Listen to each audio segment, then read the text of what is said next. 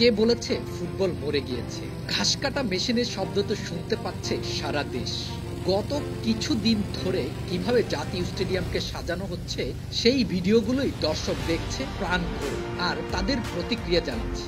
এমন সুন্দর মাঠ বাংলাদেশের দর্শকরা এর আগে কবে কোথায় দেখেছিল তা কি কারো মনে পড়ে? তাহলে কমেন্ট করে জানাতে পারেন। তবে এত চমৎকার আয়োজন ফুটবলের জন্য এক বিশেষ দিন।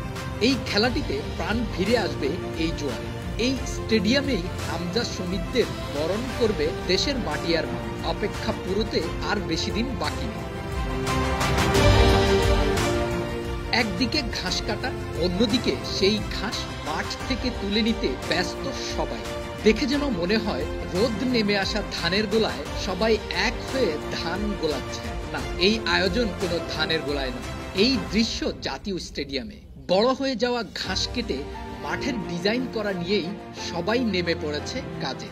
মেশিনে কাটা সেই ঘাস ঝাড়ু দিয়ে এভাবেই তুলে নিচ্ছেন মাঠ কর্মীরা, আর একটু একটু করে জাতীয় স্টেডিয়াম পাচ্ছে তার সেরা রূপ।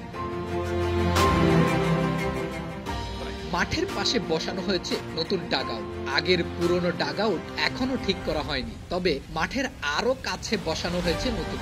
জাতীয় স্টেডিয়ামের সবকিছুই নতুন রূপে সেজেছে। এ মাঠ এখন আর সেই আগের মাঠ নেই। এ মাঠের ভেতরে ঢুকলে যেন মনে হয় ইউরোপের কোনো মাঠ। পুরো স্টেডিয়ামের সংস্কার কাজ শেষ হয়ে গেলে এই স্টেডিয়াম দেখে যে কেউ চোখ বড় করে তাকাবে। দেশে এমন মাঠ হতে পারে তা কজনই বা ভেবেছিল। জাতীয় স্টেডিয়ামের মাঠ আর গ্যালারির দূরত্বই হতে পারে এই মাঠের একমাত্র নেগেটিভ দিক।